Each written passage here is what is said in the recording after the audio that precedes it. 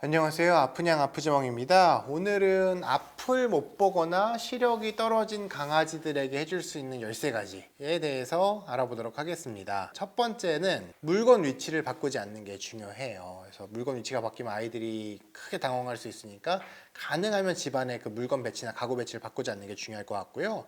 두 번째로는 그 산책을 나가도 좋아요. 산책을 나가도 좋은데 산책을 나가는 그 길과 이런 거를 평평한 곳으로, 그리고 같은 길, 같은 루틴으로 하시는 게 좋을 것 같습니다. 그 다음에 세 번째는 뭔가 그 강아지의 눈높이에서 고양이의 눈높이에서 날카로운 것을 치워주는 게 중요할 것 같습니다. 그 다음에 이제 네 번째로는 그 시각이 이제 굉장히 없거나 떨어진 상태니까 그런 아이들에게는 놀라지 않게 하는 게 중요할 것 같아요. 그냥 최대한 서서히 다가간다든지 아니면 말을 걸면서 다가간다든지 해서 아이들이 놀라지 않게 하는 것이 중요할 것 같습니다.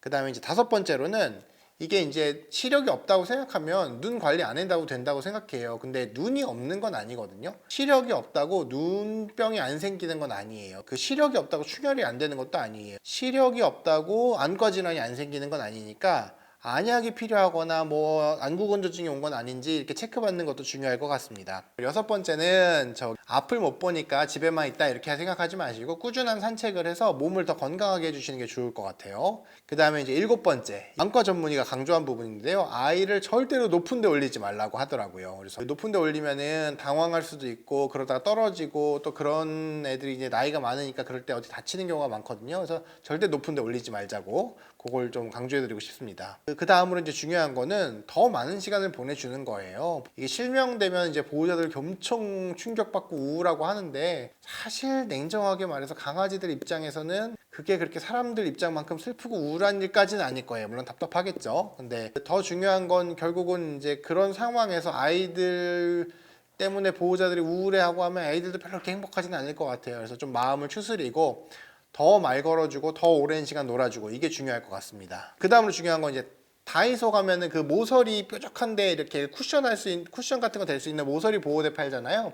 그런 걸 사서 집 구석구석 달아주셔가지고 지나가다가 혹시나 부딪히지 않게 좀 케어해 주시면 좋을 것 같습니다. 그리고 그 다음으로 중요한 건 뭐냐면 이게 앞을 못 보는 걸 보호자가 느낄 수도 있어요. 근데 그럼 이제 앞을 못 보는구나 라고 받아들이고 끝내는 경우도 있는데 사실 앞을 못 보는 게 눈 문제일 수도 있는데 뇌 문제일 수도 있어요. 그러니까 앞을 못 보는 거를 끝이라고 받아들이지 말고요. 혹시나 이게 뇌 문제는 아닌지 혹은 앞을 못 보는 것 같은데 이게 조금 시력을 되돌릴 수 있는 상태인지를 확인하기 위해서 동물병원 가보시는 게 좋을 것 같습니다. 그 11번째 인데요. 이걸 엔젤링이라고 불러요. 그래서 요거 엔젤링이라는 거 요거 네이버에서 이렇게 팔고 있는 거 있거든요. 그래서 보면은 이제 강아지들이 부딪히지 않게 이 엔젤링을 달아서 해주는 것도 내가 좀 집을 비울 때는 방법일 수 있습니다. 그리고 12번째, 새로운 방향제나 향수를 뿌리는 게 아이들에게 굉장히 불안감을 준대요. 이제 후각과 청각이 더 발달하도록 하겠죠. 그래서 새로운 방향제나 향수를 시도하는 거를 추천하지 않습니다. 시력이 떨어지거나 시력이 없는 아이들은 나이가 든 경우가 많아요. 그래서 밥그릇 물그릇을 찾는데 좀 어려움을 겪는 경우가 있습니다. 그래서 밥통, 물통을 여러 군데, 집안 여러 군데 놓는 게 좋을 것 같고요. 그 다음에 그릇을 좀 더 높여주면 아이들이 조금 더 시력이 떨어졌을 때 편하게 밥 먹고 물 먹고 한다고 하더라고요. 그래서 그것도 중요할 것 같습니다. 그리고 집 안에서 이제 전반적으로 시력이 잃은 애들에 대해서 상담을 해보면 한 달 정도 지내면 시력이 돌아온 것 같다고 느낄 정도로 적응을 한다는 케이스가 대부분이었어요. 보호자분들하고 얘기하다 보면. 근데 사실은 시력이 돌아온 건 아니고 그만큼 한 달 내에 적응을 하는 거죠. 그리고 사람보다도 다른 감각들이 훨씬 발달해 있기 때문에 안타까운 일이지만 생각보다 잘 적응하고 잘 삽니다. 그래서 우울해하는 것보다는 새로운 방법, 이렇게 그 시력을 잃거나 시력이 떨어진 그 강아지 고양이에게 해줄 수 있는 이런 것들을 하나씩 좀 시도해 볼 수 있으면 좋겠습니다. 지금까지 아프냥 아프지멍이었습니다.